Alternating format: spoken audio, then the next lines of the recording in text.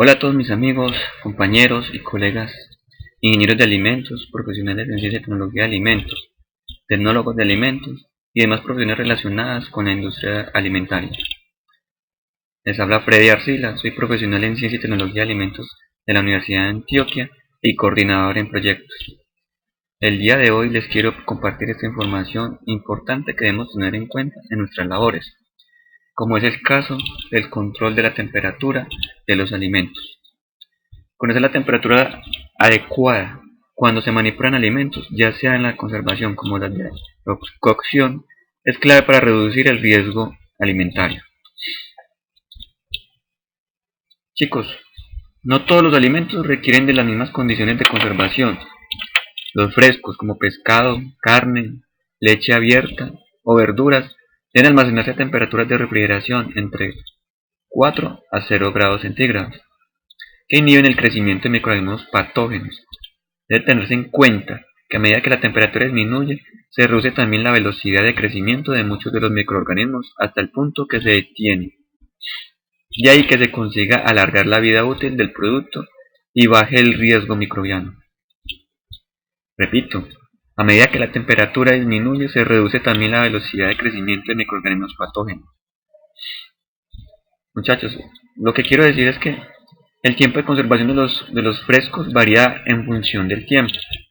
El pescado fresco se mantiene en buenas condiciones a temperatura de refrigeración durante unos 2 días, las carnes crudas unos 3 días, la carne y pescados cocidos unos 3 días, la leche abierta, los postres caseros y la verdura cocida 4 días, las verduras crudas y las conservas abiertas 5 días, y los huevos de 2 a 3 semanas.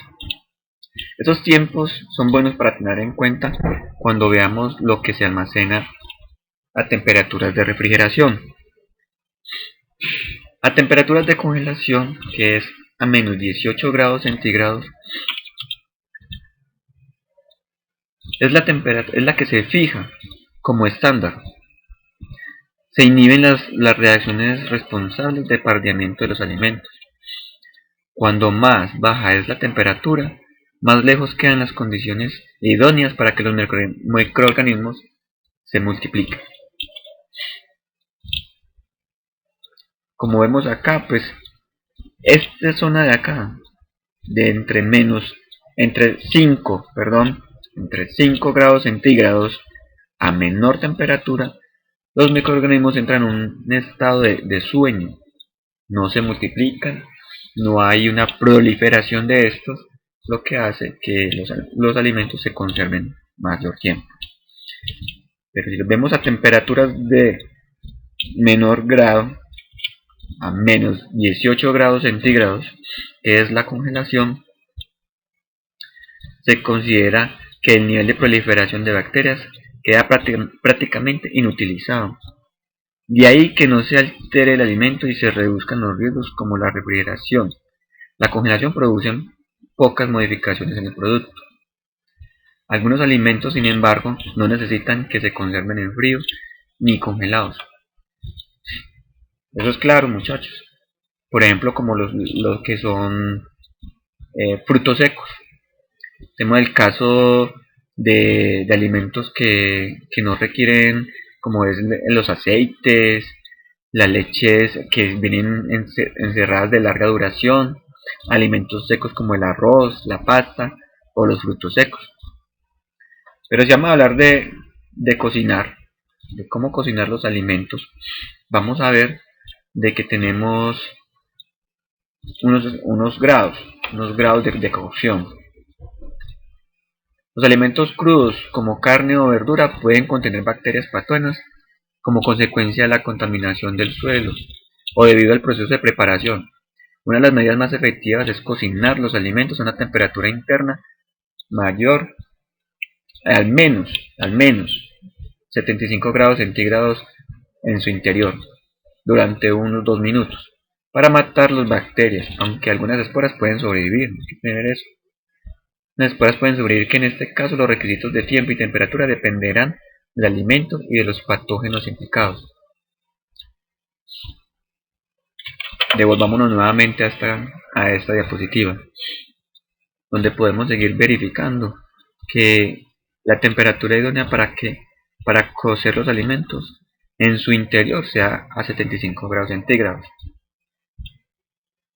La cocción de los alimentos, por tanto, ejerce una doble función. Por un lado, mejora las condiciones organolépticas como el color, el sabor y la textura, y por otro, desempeña una acción higienizadora. La eficiencia de este tratamiento dependerá del tiempo de cocción al que se sometan los alimentos, ya que no es lo mismo hervir que freír, porque no se alcanzan las mismas temperaturas.